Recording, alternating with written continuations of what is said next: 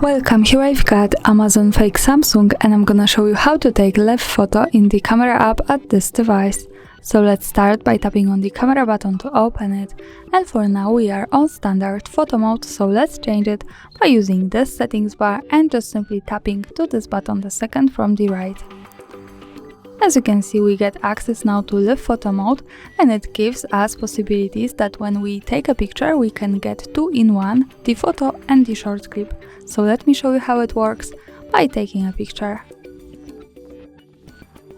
Now we have to wait to save live photo.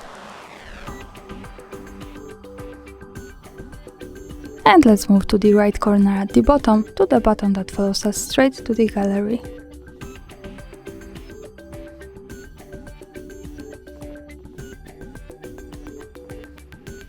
Here we can play our live photo by tapping on the center. And as you can see, we can see the picture and the short clip on the background.